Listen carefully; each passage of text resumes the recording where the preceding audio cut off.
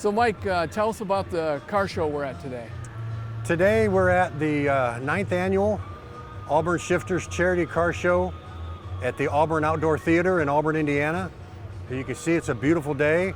We've got a lot more cars than we had last year. Of course, that's probably due to COVID. A lot of the shows I've been going to myself personally, I noticed their attendance has been increased by 10 to 20%.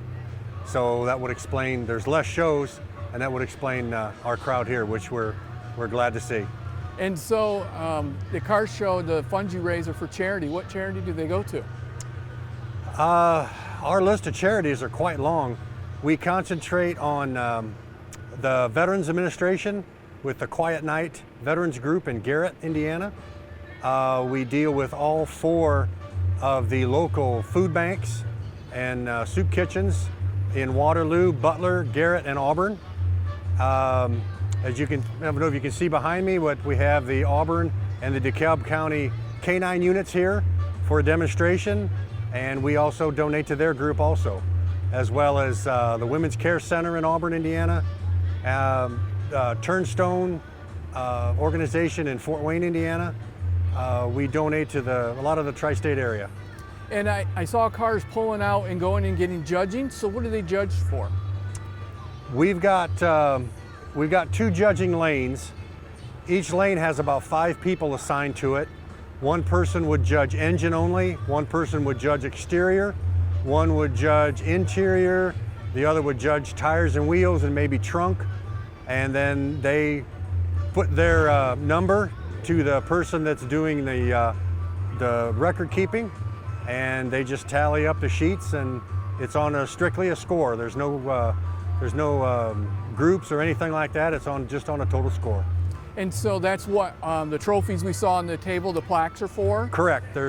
We got a top 40 according to that point system we've got. We've also got some specialty awards. The mayor will have a pick. The Auburn and Garrett K-9s will each have their pick of best. We've got a best of show, and we've also got this year, unfortunately, we've got a memorial award that we're giving away to a member that has recently passed away. She was a longtime member of the club, and we've got her car specially displayed over there with a big orange banner on it. So we miss her terribly, and this is our way to honor her.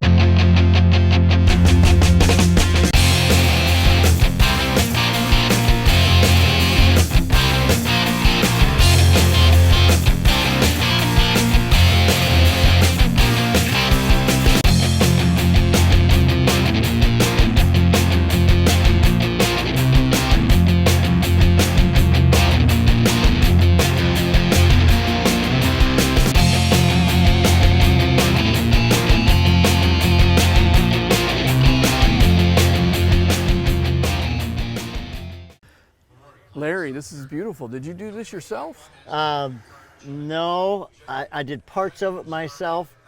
I had a high school classmate. Him and his son are in the restoration business. His son took it over. And I was in Florida one time with him down there in the winter a week. And he said, "When are you going to restore that Jeep?" I said, "Well, when you coming home from Florida?" And that was the start of it. So it took 1 year after we started on it. And we did it body off, frame down, sandblasted it, painted the frame, had people do that particular part, and went from there. Now that's a flathead engine, right? Yes, it's the 134. It's a flathead, yes. How long have you owned the vehicle? Well, it's been in the family forever. Yeah? My uncle bought it. He ordered it in I think November of 1947. And the salesman was a cousin of ours. Okay. So it has family connections, its whole history. He took possession of it January 7th of 1948. Then, this was my Uncle Paul. He died in 1962. So his wife was my dad's sister. So she wanted to leave the farm. He bought the Jeep to run the thrashing machine. Okay. His wife wanted a refrigerator and get rid of the icebox, so he bought the Jeep. Uh-oh. I bet that went over well. But she liked the Jeep. Okay. This has got a governor on it. Now, I've taken the belt off because I have not been able to find a replacement pulley. So I have the belt, and the drive shaft is direct straight through to the back end. And the governor then, when a slug of wheat would go in, the governor then would rev it up to keep the momentum going. And you can set that from the inside, the speed of it, and then this would surge, okay? And in the back then, with the power takeoff, there's a special adapter for the belt pulley attachment. And he would use, they'd use a real long belt. It was probably at least 30 to 35 feet from the machine, and they'd have to cross it because of the way it's set up, the machine would run backwards. Okay. But you could also, since it was set up that particular way, you could put it in first gear, second gear, or third gear and change the speed. If you plugged up, you could shift it and put it in reverse, and it would try to unplug the machine. And so you selected what speed you wanted, what speed the machine had to run at, to what gear and what speed the engine had to run to keep the machine operating at its potential. Okay, here would be, this is a short belt, but the long belt would go way back to the machine sitting back here, and then they'd cross it like this, so that the machine would run in the right direction. And this comes straight out from the engine, and your wheels then, your differential is offset for both the front and the rear. They come out about here. So it's a direct shaft. This 4 bolts, this slides off, and you could hook up a mowing machine or something else like that. But this makes it a stationary engine this way. And so I just have a short belt to show you what it does. He had this made so that, because here's the original, he had this made so he could pull the thrashing machine from farm to farm with this attachment. This would be too high to have this on. It took a crew of probably 12 to 13 people to operate the thrashing machine, which in today's modern equipment, what they could do in a day, these machines, combines today, probably could do in 10 minutes out in the field. That's just the way it was back then. Horses would get with the wagons, would bring the shocks in to the machine. This would run the machine, and then the grain would come into sacks. They put it in sacks, put that on trailers or wagons, and put it sell it or wherever they want to go with it. So when they say cook enough for thrashers, when the women would cook enough for thrashers, you was talking about 12 or 13 guys doing the same operation that one person can do with a combine today. Okay, it's a 3-speed manual. It's the H pattern, reverse, first, second, third. It's if you downshift or whatever, it's not synchronized. You have to what we call double clutch to downshift. And then over here we have the levers that throws it into 4-wheel drive and low range. If you put this in low range, you've got to be careful because the turtle might outrun you. This here lever strictly runs the power takeoff. So you've got most Jeeps didn't have the power takeoff, so this is an added extra. In fact, he had quite a few added extras when he ordered it.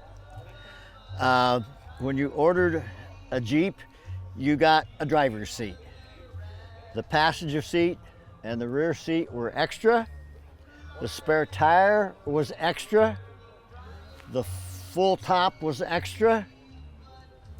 The 325 to 50 pound weight up front was extra. That's when he was out in the field, it would help traction. Obviously the power takeoff and the attachment, the belt attachment was extra. The drawbar itself was extra. You didn't get a drawbar with it. The heater was extra. Obviously, of course, to have the power takeoff, the governor was extra. So those were extra things that cost a little bit more. And the original cost with those extras was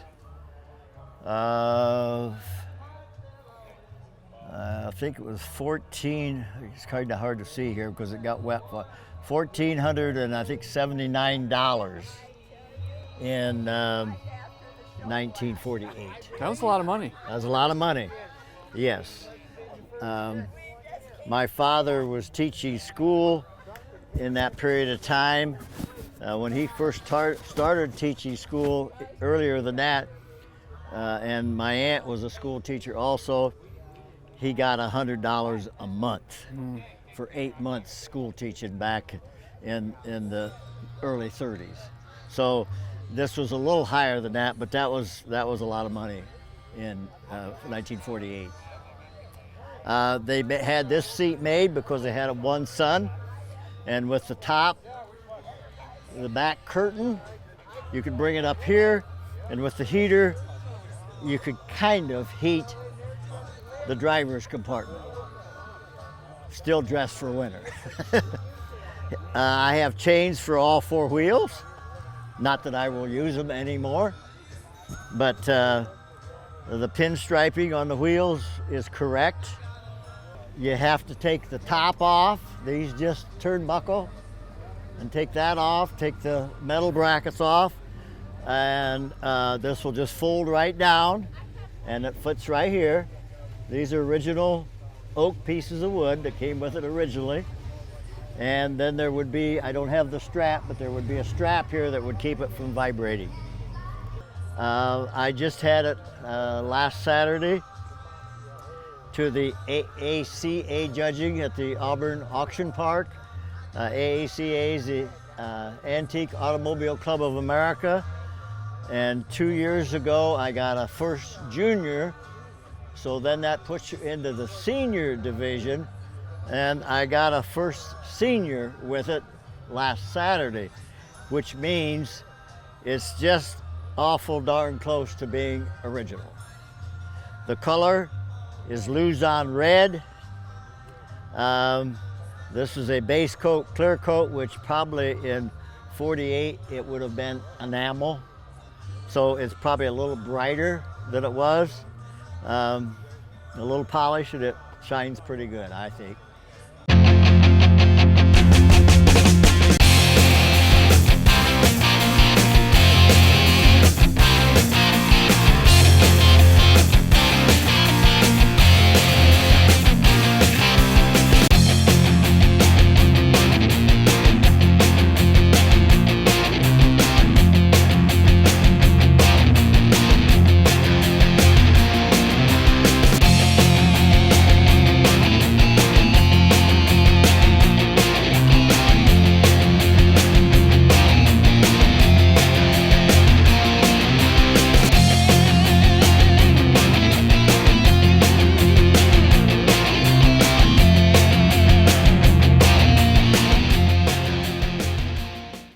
I bought it in '77, and it laid in the garage for about 16 years, and I put it together by a clown, and 2 years later had it done like it's supposed to. This paint and body's 20 years old. Wow, it still looks really good. Thank you. What do we have for an engine? It's the AMC 390, How much horsepower does that come with? about 315. 315. Have you done anything to that? Nope, it's all, everything's stock. Okay. My mission is stock, everything's stock. Well, it's a beautiful car. You don't see very many of them. How many were produced, do you know?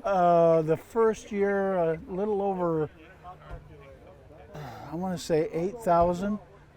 There is another one here at the show which you rarely see too. Right. And so what do you do with the car mostly? Just show it. Joyride it. It drives down the road real nice. Well, it looks great. Thanks for talking to us about it. All right, thank you.